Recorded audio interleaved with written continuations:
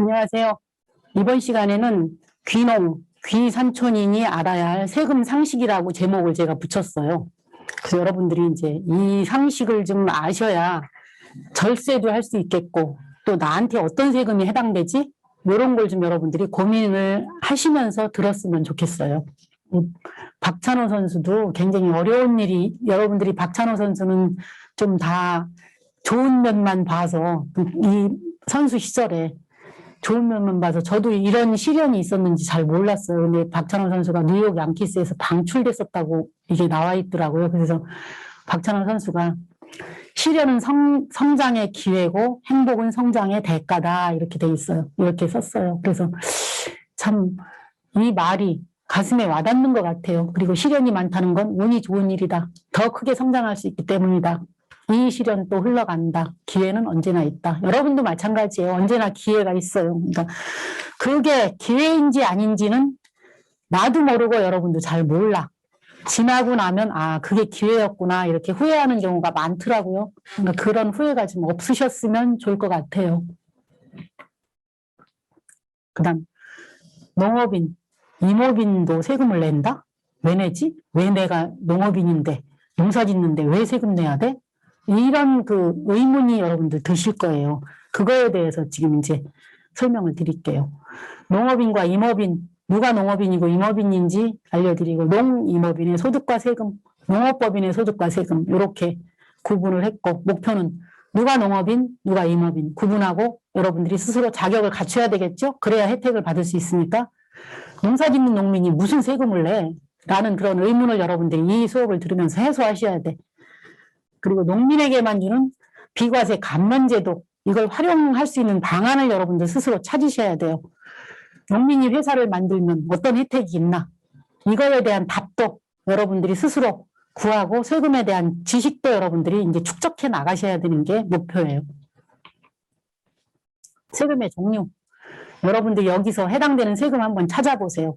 세금은 크게 국세하고 지방세하고 구분이 돼요. 국세는 관세, 수출입할 때 내는 게 관세, 외국세, 국세는 이렇게 구분이 되고 지방세는 도세하고 시군세 이렇게 구분이 돼요. 내국세, 보통세, 목적세 뭐 이렇게 되고 보통세, 직접세, 간접세 내지 우리 간접세 제일 여러분들이 많이 내는 게 부가세예요. 부가세, 부가가치세.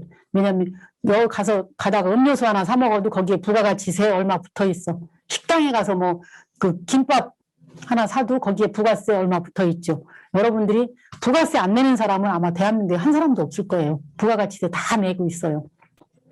소득세는 소득이 있는 사람. 근데 여러분들이 여기 쭉 보시면서 어떤 세금을 내가 내고 있지? 그런 거 한번 잘 생각해 보세요. 아까 취득세 얘기했죠. 보통세에 들어가. 지방세 중에 취득세는 보통세다. 그리고 양도세 얘기했죠. 양도세.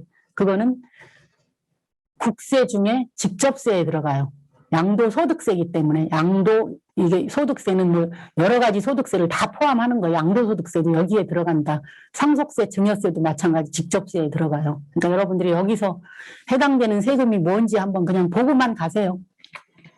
그리고 누가 농업인, 누가 임업인. 아까 이거 말씀드린 사항인데 그냥 넘어갈게요. 시간상. 이건 제 강의 아니라도 다른 사람 강의에 쭉 있을 거예요.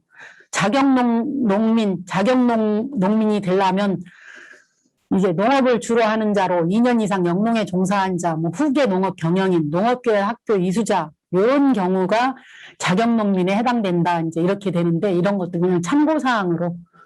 그리고 우리 임업 쪽에서 동린가, 뭐 우수 동린가, 자영 동린가, 법인 동린가 이런 식으로 구분이 되어 있어요. 근데 이것도 저는 그냥 넘어갈게요.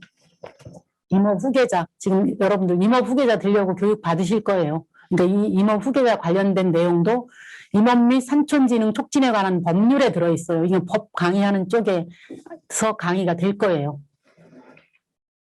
재정지원. 이건 제가 조금 얘기해 드릴게요. 이게 임업 및 산촌진흥 촉진에 관한 법률 여기에서 재정지원, 조림, 육림, 뭐 임업 종료 생산 여러한 것들 뭐 이런 거에 인도의 조성, 유지, 관리 이런 부분에 대해서 재정지원이 있다. 그렇기 때문에 이 법을 보시면 돼. 임업 및 산촌진흥 촉진에 관한 법률 여기 4조에 관련된 부분에서 이런 경우가, 이런 지원 제도가 있다. 아까 시간에 제가 지원 제도 잠깐 창업 초기 지원 이런 것도 얘기해 드렸었죠. 그러니까 지원 제도가 있다. 그렇게만 아시면 되겠습니다. 이것도 마찬가지 그 재정 지원 관련된 부분이에요. 임산물 유통시설 현대화 요런 때도 있고, 뭐 방부제 사용 사업, 산림용 종작 뭐 이런 거 연구개발 생산업 이런 걸 했을 때 야생 조수 그 사육 사업, 조경수 재배 사업 이런 쭉 이런 그 법 6조에는 또 협업 경영, 대리 경영, 임업소득 증대를 위한 경영구조 개선 사업 이런 것도 있고, 일단 이 거의 대부분 임업 및 산촌 지능 촉진에 관한 법률에 이런 게 나와 있어요. 그러니까 재정 지원 관련된 건 그쪽에 있다라고 보시면 돼요. 그리고 아까 얘기하면서 제가 식량작물 재배업 소득 뭐 이런 거 말씀드렸었죠. 작물 재배업, 식량작물 재배업은 전액 비과세라고 그랬어요. 작물 재배업에는 채소, 화훼작물, 과실, 음료 뭐 이런 식으로 쭉 구분이 돼 있어. 개인인 경우 10억 원, 축산부업, 이게 농가부업 이하 비과세 이렇게 돼 있어요. 근데 농가부업이 뭔지 여러분들이 아셔야 되겠죠. 농가부업 되게 많아요, 보니까. 농가부업 규모, 축산에서 발생하는 소득 전액, 그 이외 연합계획 3천만 원 이하 소득, 요게 그 농가부업으로 보는데 비과세에 해당이 돼요. 그리고 전통주 제조소득, 연간 1,200만 원. 또 조림기간 5년 이상 임목 양도소득 600만 원. 이게 임목 이런 게 더 많아야 되는데, 이런 게 임업 쪽하고 연결이 되는데 이런 게 너무 작아서 제가 불만이에요. 그래서 여기 이제 보면 농가부업에 대해서, 농가부업 이 젖소 소 50마리, 돼지 700마리, 뭐 사냥 면양 300마리, 토끼 5,000마리, 뭐 양봉 100군, 이게 벌이에요, 양봉이. 이런 게 이제 농가부업에 속해요. 그래서 비과세에 해당이 되기 때문에 그 농업이나 임업을 하시면서 이런 거 같이 하시는 것도 괜찮을 것 같아요. 그러니까 비과세 쪽으로 여러분들이 지금 어떤 혜택을 받고자 했을 경우 같이 하시면 혜택이 있을 것 같아요. 그리고 농업인, 임업인한테 혜택이 있어야 되겠죠. 세제 지원도 있어야 되겠고, 그리고 재산세, 농지 0.07%, 일반 세율은 0.2% 이상이에요. 그리고 농업법인, 영농유통가공에 직접 사용하는 부동산은 50%가 안 면해줘. 그래가지고 0.035%예요. 농업법인, 일반 농민이 갖고 있는 농지는 0.07%인데 농업법인한테는 이 반 또 감면해줘. 제가 법인을 왜 강조하는지 아시겠죠? 농어촌 주택 그 개량 사업으로 고친 주택 5년간 면제해줘요. 종합부동산세 대상에서 제외돼요. 상속세, 아까 영농 종사자가 상속받을 경우 15억 원까지 영농상속 공제해준다 그랬죠. 증여세, 2022년까지 농업인이 영농종사 자녀한테 증여했을 경우 5년간 1억 원 한도 면제해준다, 이렇게 다 면제해주는 게 아니에요. 5년간 1억 원이에요. 취득세, 자격 농민이 규모 늘리려고, 이제 늘려나가려고 논을 샀어, 밭을 샀어. 기농 3년 이내 취득한 농지 50% 감면해줘요. 또 영세율, 부가세 10% 붙죠, 10%. 근데 그 10%를 안 해주고 기계 뭐 이런 거, 농약, 비료 이런 거 샀을 때 부가세가 없다는 얘기예요, 영세율이. 부가세 사후환급, 농어민 등이 구입하는 자재, 뭐 농업용 필름, 뭐 동물용 약품 이런 것들 60종이 있어요. 이게 조특법 105조 2호에. 근데 여기 보면 농협에 신청하면 부가세도 다 환급받을 수 있어요. 그 부가세 면제 규정도 있어. 2021년 공급분까지는 농업 경영 및 농업 작업 대행 용역, 올해까지는 이거 다 부가세 면제, 내년까지는 온실가스 배출권, 목재, 팔레트 이거 거래, 요건 내년까지 감면이에요. 그리고 부가세 감면도 있고, 비과세 그 예탁금, 그러니까 부가세 감면이 뭐냐면 그 유류, 농업용 뭐 그 선박용 이런 그 유류에 대한 그 부가세 감면해 주는 게 있어요. 그리고 예탁금에 대해서 이자소득세, 배당소득세 이런 거 있죠. 예탁금 3천만 원까지, 또 출자금 1,000만 원까지는 또 배당소득세도 감면을 해줘요. 그 세제가 뭐가 감면이 되는지 그런 것도 여러분 생각하시면 좋아요. 이건 다 지금 설명한 내용이에요. 여기 다.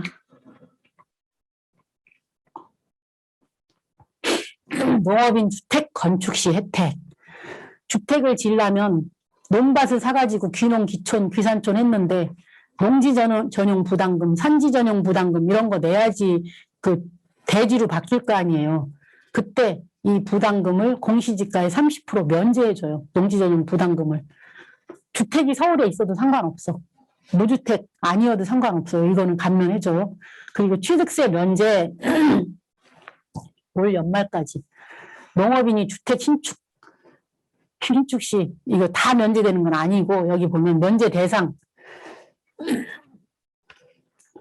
농어촌 정비법 이런 규정에 의해서 주택 개량 촉진법에 의해서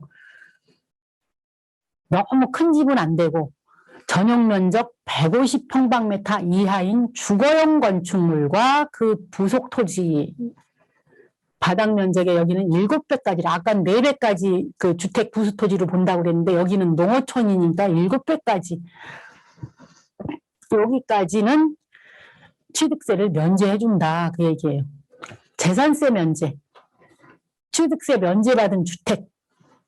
여기 지금 이런 해당이 되겠죠. 취득세 면제를 받으려면 농어촌 주택 개량에 대한 감면을 받은 그 주택에 대해서는 5년간 재산세를 면제해준다는 얘기예요.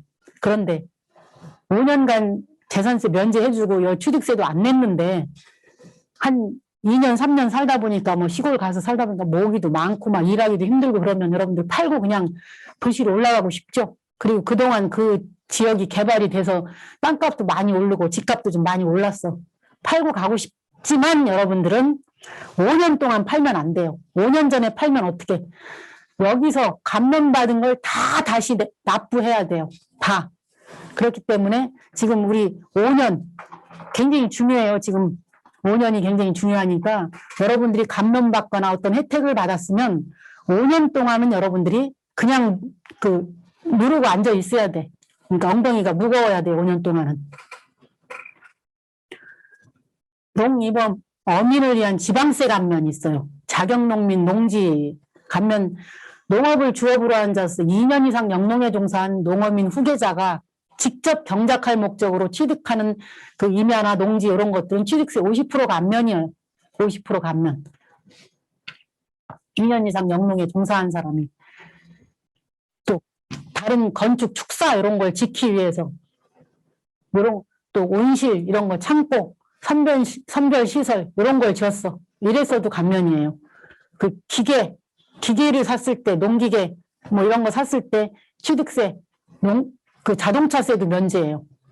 또 농업용수 공급을 위한 관정 20톤 미만 소형 어선, 이런 것도 취득세 면제고, 농지 확대를 위해서 했을 때, 이런 것도 교환 분합하는 임야, 뭐 이런 게 동인가 또는 임업 후계자가 직접 하기 위해서 했을 경우 취득세 면제. 또 임업을 주업으로 하는 사람, 임업 후계자가 산지관리법에 따라 보전산지, 여기 지금 종류가 있죠? 보전산지 99만 평방미터 이내, 요걸 취득했을 때 취득세 50% 감면, 농어촌 주택개량, 아까 설명드렸죠? 150평방미터 이하 주택. 우리는 뭐, 식구가 하도 대가족이라 한 200평방미터 지어야 되는데, 이렇게 해도 그렇게 넓게 지면 안 돼요. 그러니까 대부분 제가 현장에서 물어보면 그럼 150평방미터까지는 그 감면되니까 넘어가는 50평방미터 것만 내면 되지 않냐라고 물어보는데 아니에요. 150평방미터가 1평방미터만 넘어가도 다 내야 돼요. 그러니까 그런 거 잘 생각하시고 감면 받고 나면 어떻게 해야 된다 그랬어? 5년 동안 팔면 안 된다 그랬죠. 그러니까 제재 규정을 잘 보셔야 돼. 농업법인 요거 법인 설립 등기일로부터 2년 내에 취득하는 부동산 취득세 75% 경감돼요. 근데 영농에 사용하지 않으면 추징당해요. 아까 어떤 분이 일반 법인을 농업법인으로 변경하는 거 물어보셨죠. 그럼 일반 법인, 오래된 법인을 농업법인으로 변경하고 나서 그 법인이 땅 샀을 때 취득세 경감 받아요, 못 받아요? 못 받아요. 그래서 제가 그렇게 설명드린 거예요. 그리고 농업법인이 영농유통에 직접 사용하기 위해서 취득하는 부동산, 이거는 2년 넘었을 때 50%, 또 그런 식으로 감면에 해당이 된다. 그렇게 보시면 돼요. 그 다음 소득세 내야 되는지 이제 소득세, 법인세 내야 되는지 비교한 거예요. 식량작물 재배업은 하나도 안 내도 된다고 그랬어. 그 외 작물 재배업 조합원당 6억 원, 법인인 경우는 연간 50억 원까지, 또 개인인 경우는 10억 원까지, 농가부업 아까 전부 다 개인 비과세라고 그랬죠. 또 농업법인 설립 후 5년간 50% 감면이라고 그랬어. 영농조합법인 조합원당 연간 1,200만 원까지 법인세가 면제된다 그랬어요. 그러니까 대부분 농업 관련된, 임업 관련된 그런 부분에서는 면제 이런 제도가 많으니까 여러분들이 세금 뭐 그 소득에 대한 세금은 걱정을 안 하셔도 될 거예요. 근데 가공품을 생산해서 판매했다 이럴 때는 이거 해당이 안 돼요. 그건 이제 다음 시간에 설명드릴 거예요.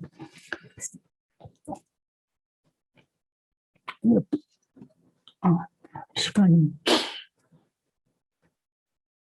이것도 아까 설명드린 부분인데 이 법인 설립 관련된 거는 작년까지 하고 넘어갔다고 그랬죠. 그래서 그 기간이 정해져 있는 거는 여러분들이 생각을 하고 가셔야 돼요. 이거 현물출자 올 연말까지 지금 해당이 돼요. 올 연말까지 해당이 되니까 부모님들하고 같이 이제 농업법인을 설립하고 싶다 그러면 요거 생각하셔서 하시면 좋아요. 여러분들 농임업인이 되려면 최소한 경작 면적이 농업인 얼마 이상? 1,000평방미터, 임업인 3만 평방미터 이상 돼야 한다. 농임업인의 모든 소득은 세금을 내지 않아도 된다. OX. 아니죠? 부모와 함께 농사짓는 아들에게 부모가 농지를 증여하면 증여세는 전액 면제된다. 아니죠? 아들하고 그 부모하고 아들도 농사 지어야 되고 그랬을 때 15억 원까지 면제된다고 그랬죠.